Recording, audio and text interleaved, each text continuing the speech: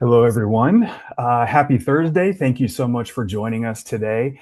We really appreciate you taking time out of your day to come join us this morning. We're going to get started with the webinar in just about a minute or so. We're going to give some folks time to join. So stick around and we will be right back. Thank you.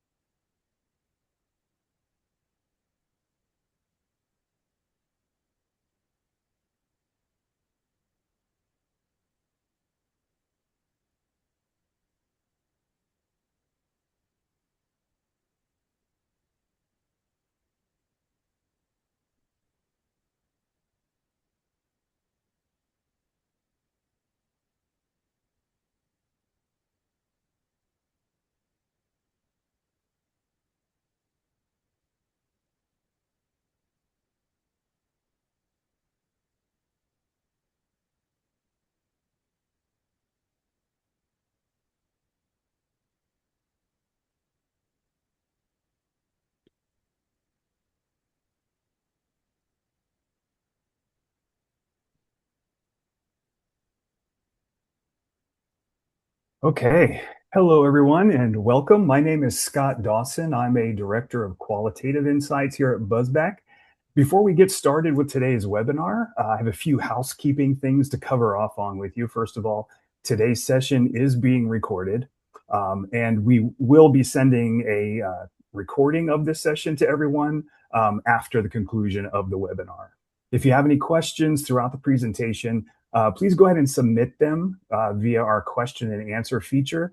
And we're going to take time at the end to answer a few of those as time allows. So yeah, whether you've been with us since the beginning of this webinar series, or you're just joining us now for the first time, we are absolutely pleased that you're here with us today. This is the sixth installment in our Gen Z webinar series. And we're going to be diving into a topic that is a very important topic across any generation, and that is consumer health. So now I'd like to introduce our speakers for today. We have Tina Basio and Erica Bloom. Tina Basio is a senior research director here at Buzzback, where she designs and leads quantitative research for consumer health and CPG brands. She holds over 20 years of experience in insights across both sides of the table, including shopper insights for GSK and Mars, and brand management for roles at Avon and Hurtigruten. Erica Bloom is a research manager at Buzzback, where she leads quantitative research and manages social analytics and initiatives for consumer health and CPG brands. With nearly 10 years of market research experience across CPG, beauty, luxury, and health industries, she helps brands uncover actionable insights that inform strategy and drive growth. Tina, Erica, thanks for being here with us today, and please take it away. Thank you so much, Scott. If you've been on this Gen Z journey with us from the beginning, thank you. The title of today's webinar is Beyond the Medicine Cabinet. And that's deliberate because what we found is that for this generation, health has moved well outside the medicine cabinet. It's not a shelf you go to when something is wrong.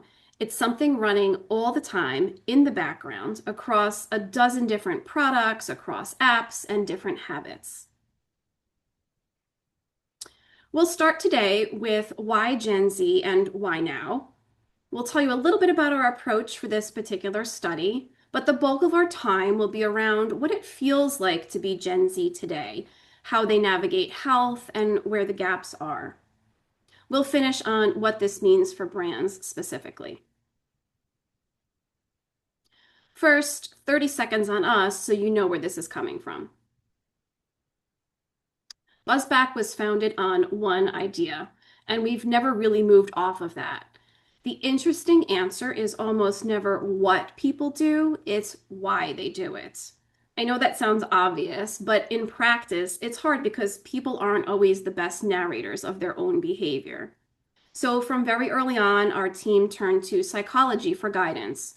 We borrowed projective techniques from Qual, we built our own, and we kept asking how to get underneath the stated answer to the actual consumer behavior.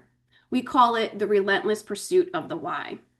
Of course, we always adapt to our client needs. So over the years, we've added methodologies on top of that, but the question underneath hasn't changed. What's changed is how we use it. These are just some of the things that shaped the studies we run. At the center is human understanding and empathy. And that matters more when the subject is health because people don't talk about symptoms the same way they talk about things like shampoo. And of course, going beyond the traditional channels is important to us. Our own data is one input. Social, cultural, and secondary inputs sit alongside that. So we can really give that 360-degree holistic view. And you'll see that show up as we talk through today. So why Gen Z and why now? We didn't just meet Gen Z this year. We've been tracking them for over a decade.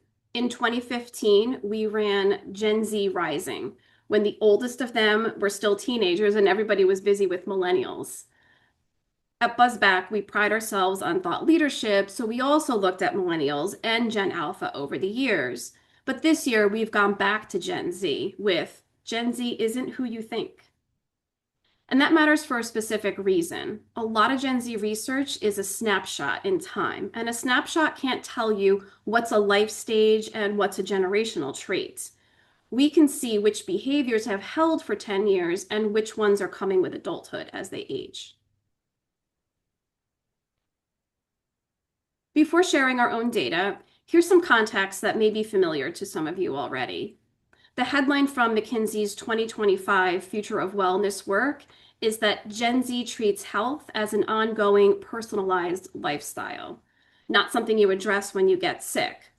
That mindset changes how they discover products, how they evaluate, and how they buy OTC brands. The other fact worth noting here is where they report the largest unmet needs.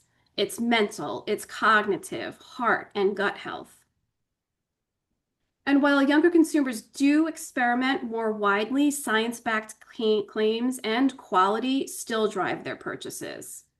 So that's the backdrop. Now let's talk about how we would frame it up. This is our framing shift.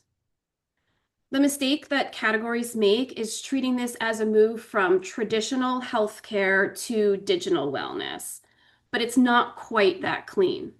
What Gen Z is actually doing is building a personal system out of whatever works. That could be clinical care, technology, products, things they grew up with that's passed down to them. These are characteristics that shape what their system looks like in practice. So, for example, they're proactive rather than reactive. They want science and natural, not science or natural. They value convenience. They look at experience as part of their identity. But really, the three lines in the middle are the summary. It's one need with many tools and one outcome. Trust decides what wins. Now, none of this arrived suddenly. This was our own 2024 data, and the signals were already there. Gen Z was prioritizing mental health while struggling with stress and anxiety then. They already believed their daily choices shaped their long-term health, which is why they were already leaning into prevention rather than treatments. And they were already interested in personalization, particularly around nutrition, but they also stayed skeptical of wellness marketing. Compare that to the millennial column, and you can see the difference is not just age. Gen Z women were focused on emotional well-being and relationships, while older women were focused on physical and long-term health. So it's not a new trend.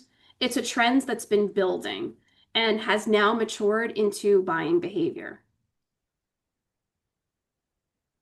Here's how we did this study. We talked to roughly 4,800 respondents, evenly split by gender, across the US and the UK. We deliberately didn't talk only to Gen Z.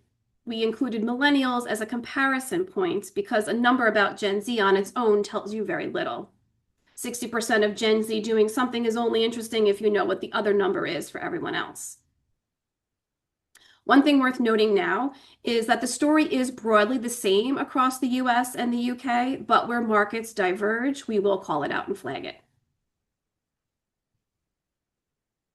For this study, we used our blended research approach, which puts qual and quantitative techniques inside the same study rather than running them as two separate exercises, because we can't always do that. So when we get the what and the why from the same people at the same time. Practically, that means the imagery works to get at associations people can't always easily articulate on their own. We use in-context exercises plus things like social and digital analytics to see what they say when nobody is looking or asking. Before we talk about health at all, we need to talk about the emotional weather this generation is currently living in, because everything downstream is shaped by it. The one-sentence version of this is, Gen Z are navigating constant pressure. Not a crisis, not an episode, constant. The numbers behind that are consistent and they're not at all subtle. Across things like anxiety, stress, overwhelm, burnout, Gen Z runs about 10% higher than millennials. And it's been normalized. It's not really treated as something to fix, it's treated as the conditions. That brings me to the number on the right, and that would be the number that I would suggest you hold on to for the rest of the session because you'll hear it again. When we asked what mattered most to them in wellness, the number one answer was feeling calm. About 65% said it. That's ahead of eating well, it's ahead of staying fit, and it's twice as important to them as avoiding disease. So where is all this pressure coming from? It's not one thing, and that's part of the problem. Financial pressure is the base layer, and they share that one with millennials. It is widespread, but it compounds. Things like future uncertainty surfaces, where the world feels unpredictable enough that planning feels pointless. There's social pressure on top of that, which is driven by comparison and a sense of being judged. And then the pressure to figure it all out. Big decisions, little uncertainty, and a strong sense that everyone else has it all sorted out. That makes the keyword on this slide compounded. They're not managing one of these, they're managing all of them at the same time, and each one makes the others harder to escape. But it's not all doom and gloom. We don't want you thinking that Gen Z feels defeated, because they do not. Around half of them tell us they often feel hopeful, optimistic, and motivated. They are self-driven individuals, they're growth-oriented, and they believe things can get better. They're actively working on it. The quote here sums it up better than I can say. No matter what life has thrown at me, I do not stay down. I always pick myself back up. So what we have here is a dual reality. That's not a contradiction, it's their operating system. And that exact combination is why self-care matters so much to this generation. They're under strain and they're really determined to do something about it.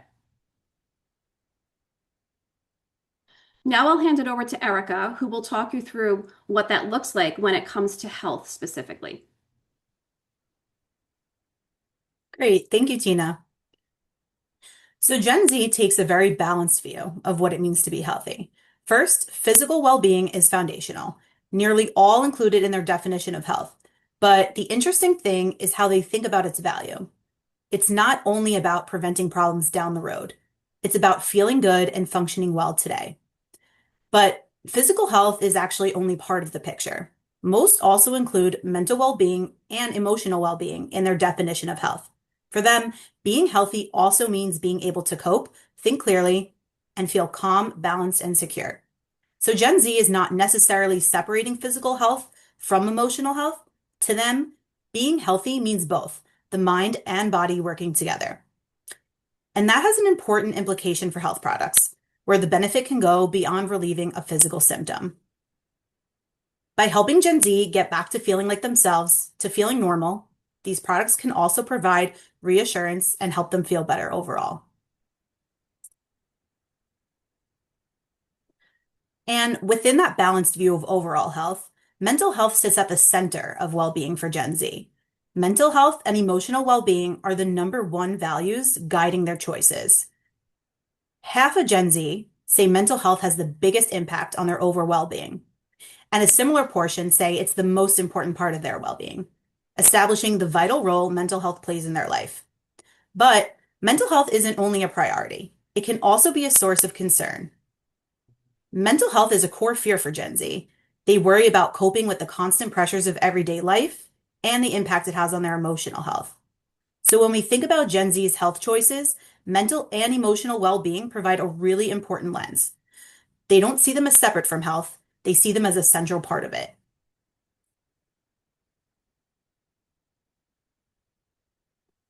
So now we've seen that mental and emotional health is at the center for Gen Z and is also where they feel vulnerable.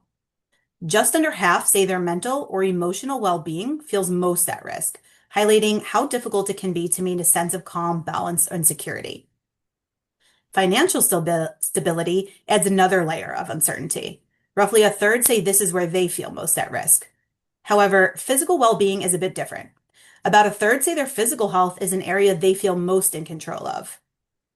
So while Gen Z may not feel fully in control of everything affecting their well-being, physical health is that one area where they feel they can take action and see a tangible result. And these themes become important for the OTC story overall, because physical self-care gives Gen Z a way to actively do something for themselves and regain a sense of control that they may be missing in other areas. For Gen Z, health is not an occasional event, something that they just think about when a symptom appears. Rather, it's a continuous operating system running in the background of their everyday life. In other words, they're constantly doing something to manage or improve their health. So they prevent, monitor, optimize, respond, then refine. And that never really switches off. They prevent through daily routines and functional products. They're monitoring through apps, wearables, symptom tracking like an Oura Ring or Apple Watch. They're optimizing with personalized formats. They respond with OTC products at that moment of need, and then they refine based on the results. So the important question is, where does your brand sit within that continuum? Traditionally, OTC occupies that respond moment, the providing relief when a symptom appears. But responding is only one moment in this 5-part loop. By the time Gen Z reaches for that OTC product, they've likely already spent time preventing, monitoring, and optimizing their health. So this means two things. One, you're being judged against everything else in the loop. And two, there are 4 other moments where you currently have no role at all. And as Tina mentioned earlier, we also looked at Gen Z health trends in social analytics and influencer data. And what we're seeing in those spaces really helps bring this continuous health system to life. So this slide shows some of the trends emerging across the prevent, monitor, and optimize continuum. And across these trends, we're seeing 3 broader shifts stand out. The first, Gen Z is shifting from simply treating a problem to optimizing how they feel. They're still buying essential OTC products, but more of their spending is moving towards prevention, performance, appearance, and everyday well-being. Second, they're moving from individual products to need state systems, which is combining different products, tools, and behaviors to achieve a desired outcome. And last, they may discover new solutions through TikTok and creators, but awareness alone is not enough. Efficacy, reviews, expert guidance, and transparency increasingly determine whether initial interest becomes a repeat purchase. So looking at it all together, these trends point to a broader consumer health ecosystem, extending beyond that respond moment. And so we'll give you an example of one of the trends we've seen gaining traction, which is longevity. For Gen Z, this is about practical, everyday habits that can help them live longer and healthier. One trend we see is biohacking light. This includes things like prioritizing protein, strength training, and recovery, as well as more personalized preventative wellness using supplements, wearables, and tailored routines. And this idea of personalization is something we've also seen across different categories too. Gen Z likes things that feel relatable to them. They're also open to blending traditional health solutions with practices like breath work or herbal remedies, although, as we've seen, they still look for that evidence and validation. So, longevity is becoming something Gen Z can and wants to actively invest in today.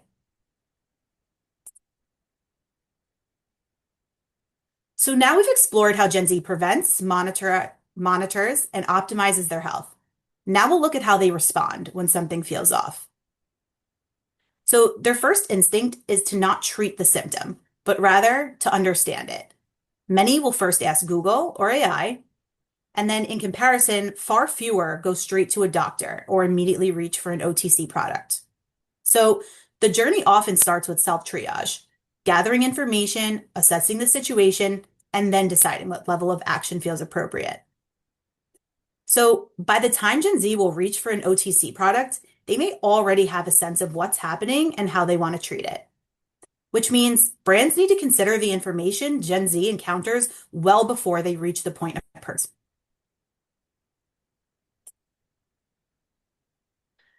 So once Gen Z has self-assessed, many minor health issues can feel manageable without the doctor. About a third say they avoid the doctor because the symptom does not feel serious. Others believe they can just figure it out themselves or prefer trying something first. But doctor avoidance is also driven by practical barriers, cost in the US, and appointment access and wait times in the UK.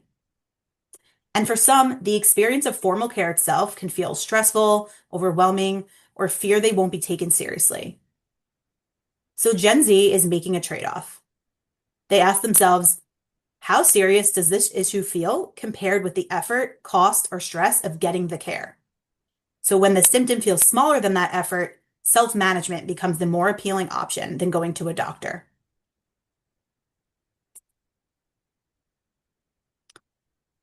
But when Gen Z decides to manage something on their own, they don't always reach for the option they believe will work the best. Commonly used approaches that are also seen as effective include healthy lifestyle behaviors, familiar remedies, and trusted human guidance. But outside that, we see an interesting disconnect. AI and Google are frequently used, but confidence in their effectiveness is actually much lower, while OTC and medication show the reverse. Gen Z have relatively high confidence that they will work, but they're not as commonly used as alternatives to seeing a doctor. So for OTC brands, the issue may not be a lack of credibility. Gen Z does already believe these products can be effective. The opportunity is rather to make OTC a more natural and relevant next step in their self-care journey, to bridge that gap between researching a symptom and taking action.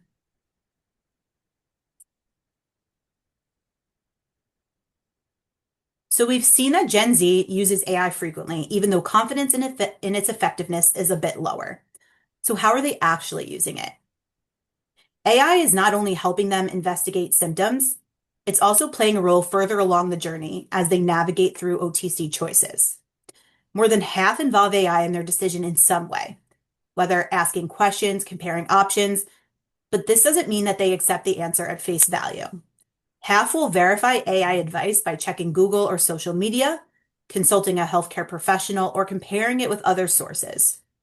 So AI is becoming a useful companion across the OTC journey, but it's not the final authority.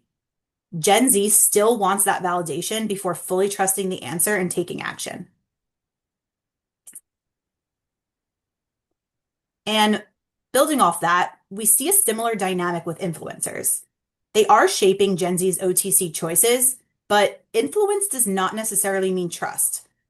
About half say influencers have some impact on the OTC products they choose. And for about 1 in 10, creators are mainly a way to discover new products. But a meaningful share of Gen Z say they don't trust influencers for health information. And this particularly stands out in the UK.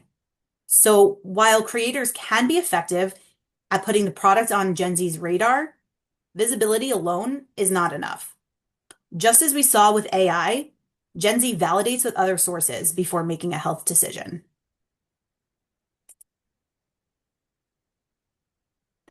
And while OTC is already a part of Gen Z's health toolkit, it's not yet deeply embedded in their routines. especially as strongly as it is for millennials. So the opportunity is less about proving that OTC works, but rather making OTC feel like a more relevant and natural part of how they manage health.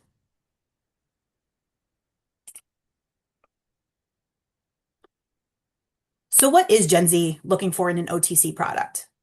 First and foremost, it has to actually solve the problem, but efficacy alone is not enough. They also want it to be safe, affordable, and fast acting, all of which rise to nearly the same level of importance. So when it comes to winning the category among Gen Z, you'll need a product that works without compromising on safety, speed, or value.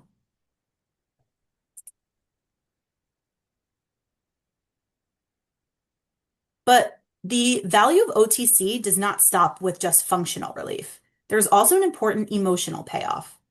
The number one benefit is helping Gen Z get back to their normal routine. Beyond that, effective relief can reduce stress and worry surrounding a symptom and provide greater peace of mind. And at another level, being able to manage the issue themselves can help build confidence and restore a sense of control. So OTC isn't just helping them relieve a physical symptom. It's going beyond that. It's helping Gen Z move from disruption and uncertainty back to feeling like themselves and feeling in control. Which brings us full circle to their holistic view of health, with mental well-being at the center.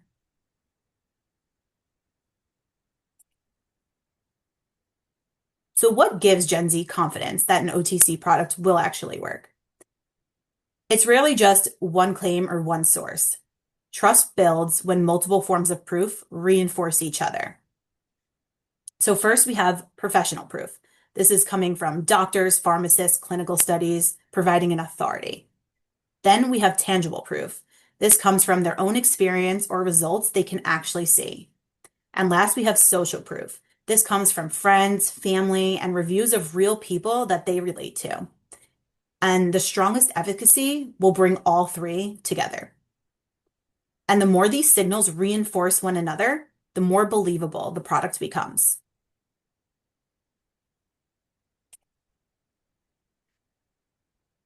So while proof can help Gen Z believe in the product, trusting the brand requires a bit more. That trust starts with credibility and validation from reviews and recommendations from healthcare professionals, all of which help to reassure Gen Z that the brand's claims are grounded. But clarity and transparency are equally important too. They want simple information, honest marketing, and openness about ingredients and potential side effects. In fact, transparency was the number one driver of authenticity. And finally, trust has to be reinforced over time through reliable performance, a strong safety reputation, and consistency in the brand's quality and values. So brand trust builds over time. It's not enough to just prove that the product works. The brand needs to also communicate clearly, be transparent, and show up consistently.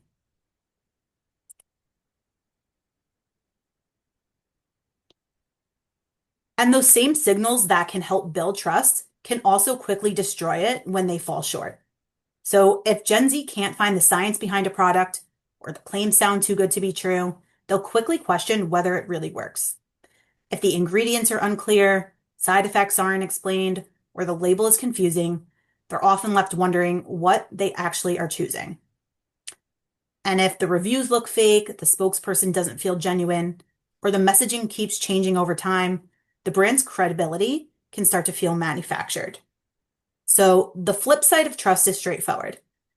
Show Gen Z what's in the product, explain why it works, and communicate in a way that feels real.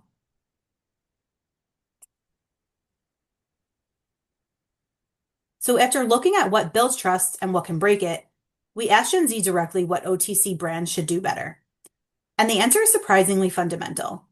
First, be more straightforward. Speak honestly. Be transparent and explain your products clearly.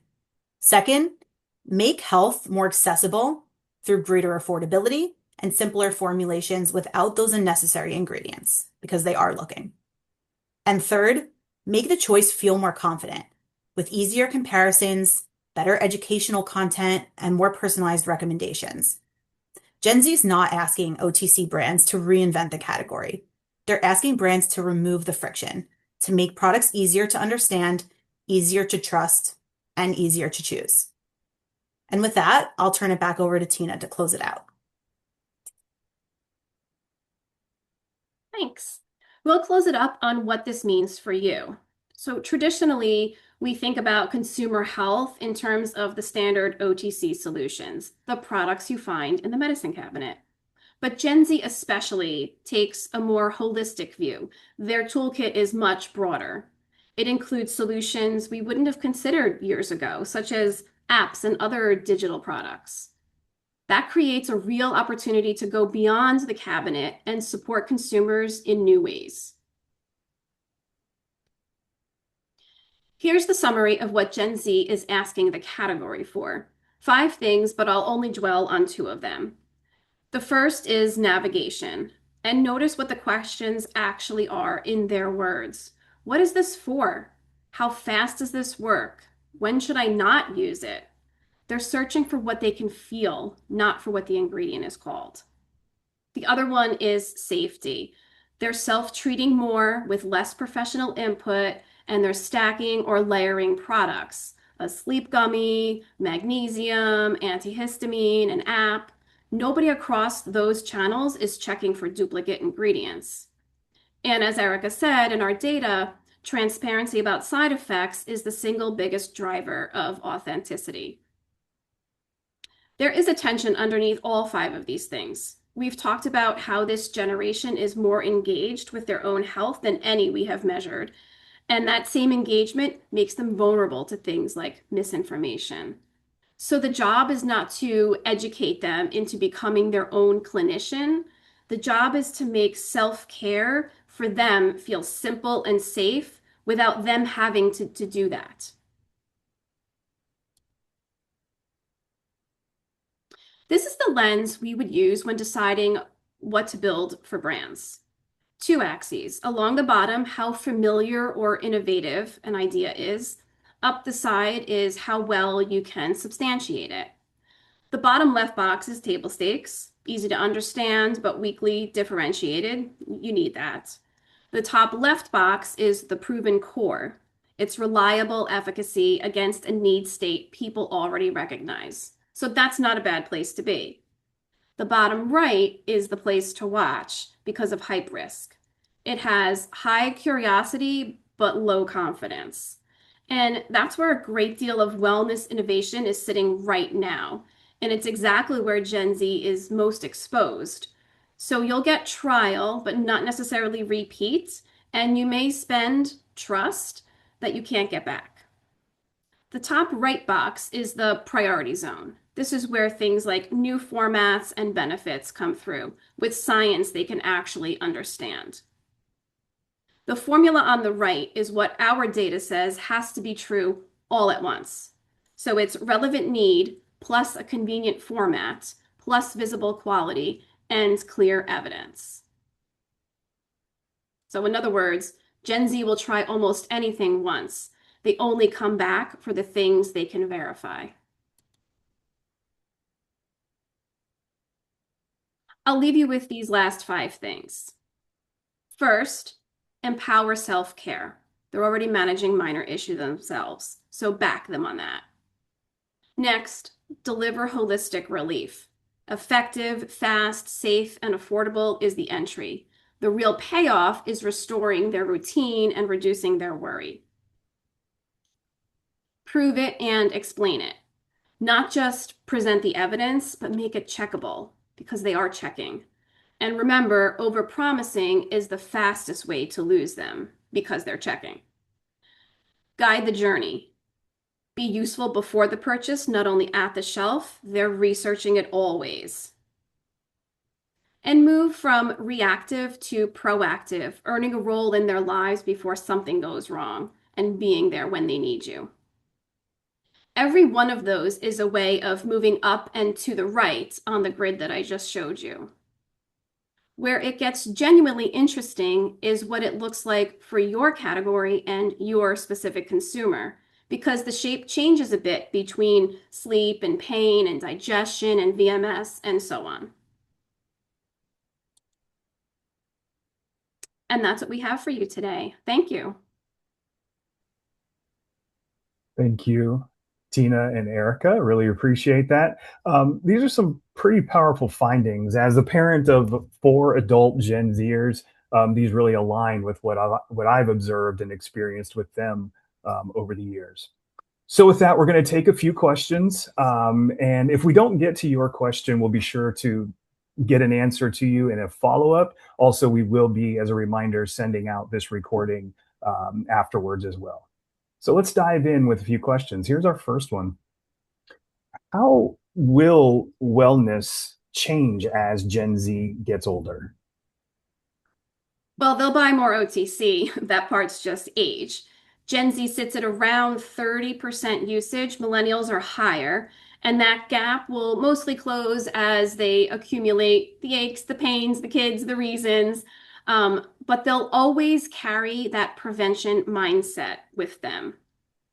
What won't change is also how they get to you. Remember, they Google first, they ask AI, they check it with someone, they check it with someone else. By the time they're standing in front of your product at the shelf, they've already decided what they think.